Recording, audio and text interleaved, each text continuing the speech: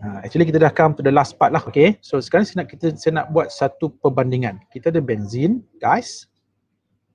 Okay, benzin kita tengok what if kalau kita buat this reaction? Benzene reacts with hot acidified potassium permanganate. Macam yang you belajar dalam alkin tu kan, hot acidified potassium permanganate. What do you think? Boleh berlaku reaction tak?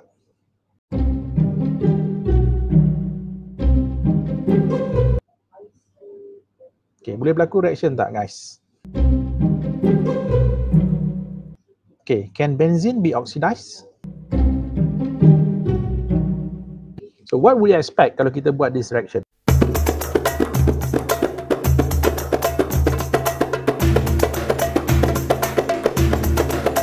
Kita akan dapat apa? Kita akan dapati tidak berlaku oxidation guys. Ataupun kita boleh katakan dia punya observation was the purple color of potassium permanganate remain unchanged. Okay, kenapa? Kita you all dah buat dalam amali kan, dan saya pun dah cerita hari tu during your experiment 4. Okay, benzene is not an alkene kan, benzene bukan alkene. Even though there are 3 double bonds there in the ring, you kena faham these 3 double bonds are delocalized. Dia bukannya localized, dia bukan setempat, dia sentiasa delocalized within the ring. Sebab tu dia tidak boleh berlaku addition. Ataupun kita katakan dia tak boleh berlaku reaction sama seperti apa yang berlaku dalam alkin. No, that's why benzene tidak boleh dioksidakan. Benzene cannot be oxidized. However, guys, kalau kita gunakan this compound pula, toluene, dia pula toluene. Okay, toluene, you tengok toluene, kalau kita menggunakan hot acidified KMnO4, kita buat reaction yang sama. Okay, so apa yang berlaku guys dalam this reaction? Surprisingly, apa yang kita dapati untuk toluene, oxidation occurred. Oxidation occurred, di mana purple color of potassium permanganate decolorized. Pelik kan? Tadi saya kata tak boleh, itu benzene. Yes, benzene tak boleh dioksidakan. Tapi guys, toluene boleh. Toluene boleh. Kalau kita guna condition macam ni lah, hot acidified potassium permanganate. Tapi kalau you buat Bayes test tak boleh. Ini kalau kita gunakan hot acidified potassium permanganate. Sebab kalau Bayes itu you guna cold basic diluted kan, KMnO4. Ini yang kalau kita guna hot acidified KMnO4. Di mana apa yang berlaku adalah purple color of potassium permanganate akan decolorize. From purple dia akan jadi colorless. Kenapa?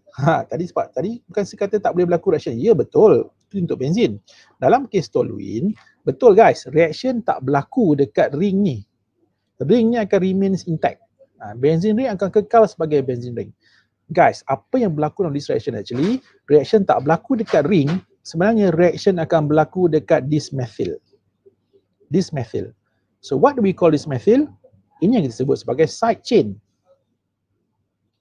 Side chain. Okay, ini contoh yang pertama. Kita ambil contoh yang pertama. Contoh yang kedua, kita menggunakan compound yang sama juga, benzene. Okay, kali ini kita buat bromination plus. Kita nak balaskan dengan bromine in inert solvent under sunlight. Okay, normally bila kita buat bromination, apa kita nak observe? What happened to the reddish brown color of bromine kan? Itu apa kita nak observe. Jadi untuk benzene ni guys, kalau kita buat this reaction, you akan dapati reddish brown color of bromine remain unchanged. However, untuk toluene, kita buat reaction yang sama, bromine in inert solvent expose dia under sunlight. Apa berlaku adalah reddish brown color of bromine decolorize. Ini you dah buat dalam eksperimen 4. Dah dibuktikan kan dalam eksperimen 4. Okay, kenapa? Sama juga sebab reaction tak berlaku dekat ring. Okay, reaction tak berlaku dekat ring. Reaction berlaku di luar ring ataupun reaction berlaku dekat this alkyl ataupun methyl here yang dikenali sebagai side chain tadi. Okay, side chain. Jadi kelas, so inilah reaction yang you akan belajar lepas ni kejap lagi. Apa? Inilah apa yang kita sebut sebagai side chain reactions of benzene derivatives. Jangan keliru Previously dalam part A itu you belajar reaction of benzene. Maksudnya benzene itu yang bertindak balas. Yang 4 tu, halogenation, nitration, Friedel-Crafts alkylation, Friedel-Crafts acylation. Itu benzene tu sendiri yang reacted. Dalam kes yang part B ni, kita nak tengok pula reaction yang tak berlaku dekat benzin, reaction yang berlaku dekat side chain pada benzin derivatives. In this case toluene lah, kalau ikut silibus yang belajar alkyl benzin. Alkyl benzin. Apa contoh alkyl benzin? Toluene tadi. Okay, so inilah apa kita nak tengok untuk the last part of this chapter. Okay, so you guys ready? So kita tengoklah yang pertama. Right, so side chain reactions of benzene derivatives guys. Okay, kita ada dua sebenarnya. First is oxidation of alkyl benzene dan second adalah tindak balas dengan bromin tadi ataupun halogenation of alkyl benzene. Okay, untuk this first reaction, okay, you kena ingat tadi saya ada tunjukkan kan, benzene actually does not react with any oxidizing agents. You gunalah apa sekali oxidizing agent pun tak boleh bertindak balas dengan benzene. Okay, contohnya apa? Potassium permanganate ataupun kalau you nak guna potassium dichromate, takkan boleh oksida ataupun tidak berlaku oxidation. However, walau bagaimanapun, sekiranya kalau kita menggunakan alkyl benzene, apa yang berlaku adalah alkyl group pada alkyl benzene itu yang akan undergo this oxidation untuk membentuk carboxyl group. Maksud daripada alkyl, dia akan tukar jadi carboxyl. Tapi on one condition. Dia ada syarat dia guys. Apa syarat dia? Carbon itu mestilah, okay, kita katakan ini guys, the carbon atom must possess at least one hydrogen atom. Okay, carbon yang bonded dengan benzene ring tu, dia mestilah at least ada satu hydrogen atom ataupun kita sebut sebagai benzylic hydrogen atom attached to it. Confused ke? Pening ke? Tak apa, saya cerita apa maksud benzylic hydrogen. Okay, tapi you tengok contoh general dekat bawah ni, nampak? Ni for example kita toluene kan.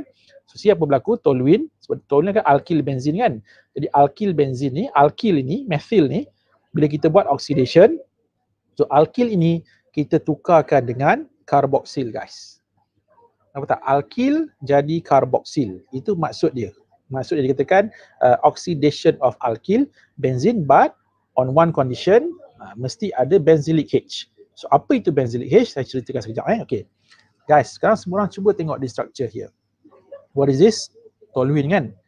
Okay, saya nak tunjukkan dia tak sebenarnya toluene lah. Apa-apa alkyl benzene pun sama.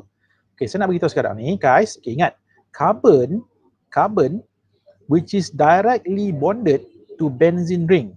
Saya ulang balik Carbon which is directly bonded to a benzene ring, this carbon kita sebut sebagai benzylic carbon. Okay, ingat benzylic carbon. So what is benzylic carbon? Carbon atom which is directly bonded to a benzene ring. Okay, itu yang pertama. And then hydrogen atoms, okay, which is bonded to a benzylic carbon. Ingat, kita panggil sebagai benzylic hydrogen. Saya ulang balik, ini saya dah guna warna merah ni kan, karbon warna merah ni, ini adalah benzylic carbon. Jadi hidrogen yang terikat dengan benzylic carbon, kita sebut sebagai benzylic hydrogen. Okay, clear everyone? Itu beza benzylic H dengan benzylic C. Jadi syarat untuk berlakunya oxidation tadi, alkyl benzene mesti ada at least berapa benzylic H? At least mesti ada one benzylic H. Okey, cuba tengok toluene ni. Toluene ada berapa benzylic H? Toluene ada 3 benzylic H. Jadi kalau toluene ada 3 benzylic H, dia dah melebihi syarat kan? Syarat dia kata mesti 1. Betul tak? Mesti 1. Jadi boleh ke tak toluene oxidize? Boleh. Kan? Boleh. You dah buktikan pun. Maksudnya toluene boleh dioksidakan sebab dia ada 3 benzylic H. Syarat dia mesti ada 1.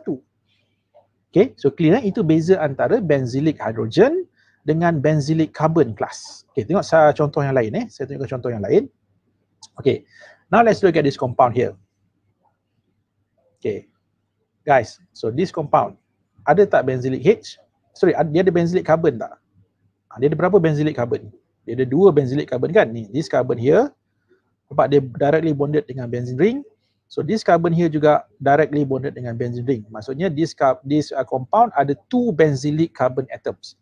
Of course, hydrogen which is bonded to benzylic carbon atoms adalah benzylic H. In this case, okay, ini benzylic H.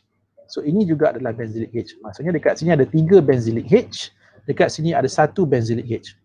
Jadi boleh tak dia berlaku oxidation? Yes, boleh berlaku oxidation. Jadi kadang-kadang ada yang salah faham. Ingat kelas, dia bukan benzylic carbon, penentu dia adalah benzylic hydrogen. Sebab ada yang salah faham, dia kata kalau compound itu ada benzylic carbon, okay, dia akan berlaku oxidation. No, dia mesti ada benzylic hydrogen. Saya tunjuk satu contoh Saya tunjuk satu contoh dekat you all. Okay, now let's look at this compound class.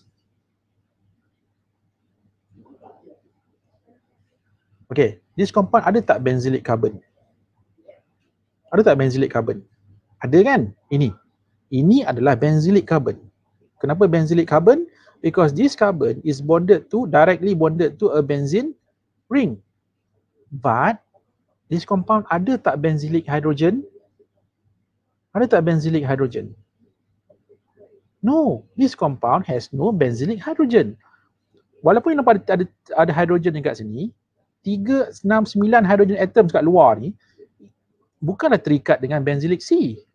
Sebab inilah benzylic carbon kan. Benzylic carbon is here. This 3 bukan benzylic carbon. Jadi in this compound, dia ada benzylic carbon tetapi tak ada benzylic hydrogen.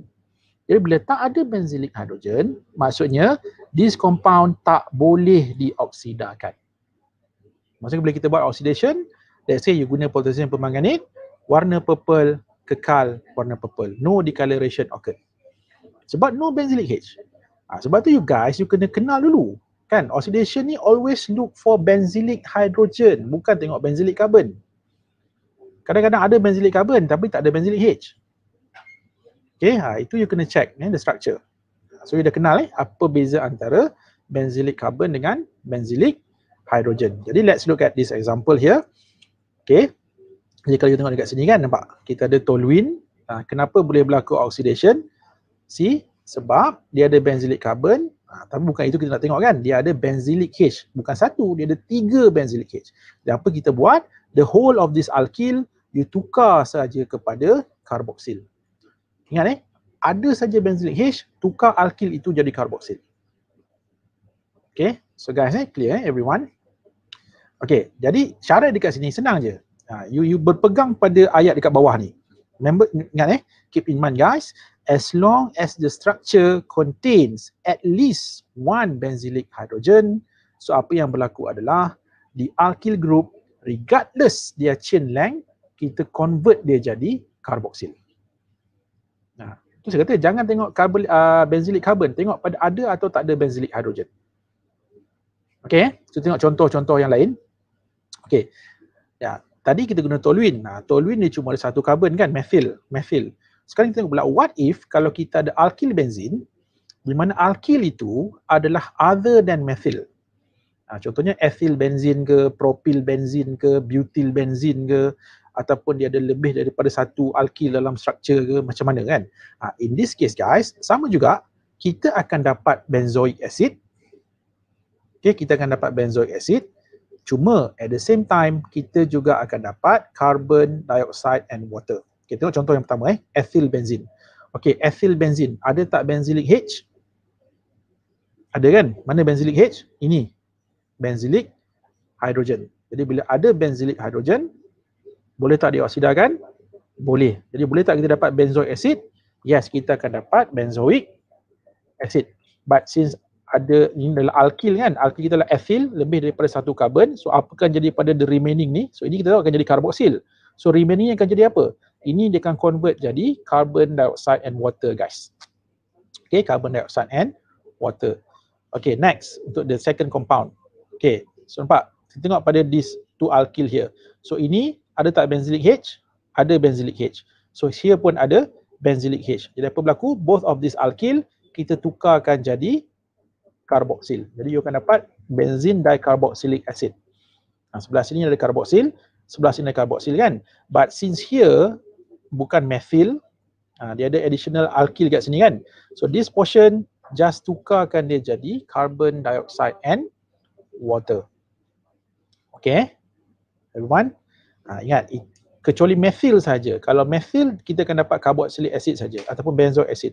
Tapi kalau other than methyl group, sekiranya ada benzylic H, kita akan dapat benzoic acid together dengan carbon dioxide and water. Okay, so kalau kita tengok contoh yang lain. Okay, seterusnya, what if kalau tak ada benzylic H guys? Macam ni. Yang kita bincang tadi lah, ada tak benzylic H? Dia ada benzylic carbon kan, tapi tak ada benzylic hydrogen. So bila tak ada benzylic hydrogen, you buat oxidation, dapat tak? Okay, so kita dapati no observable changes ataupun the purple color of KMnO4 remains unchanged. Okay, sebab tak ada benzylic hydrogen. Okay, ini pun sama ni kalau you guys tengok kat sini kan. This compound. Kali ni dia tricky sikit. Dia ada dua alkyl guys sekarang. Okay, so kita kena tengok pada kedua-dua alkyl. Okay, this alkyl ada benzylic carbon. Tapi dia tak ada benzylic H. Okay, alkyl yang bawah. Okay, ada tak benzylic carbon? Ada. Ada tak benzylic hydrogen? Ada. Jadi maksudnya bila kita buat reaction guys, dekat mana yang akan berlaku reaction? Ini sahaja yang akan berlaku reaction. You akan dapat karboksil. Yang atas ini kekal. Sebab apa? Sebab yang atas ini dia punya alkyl tak ada benzylic hydrogen. Okay? So inilah dia yang dikatakan oxidation of alkyl benzene guys.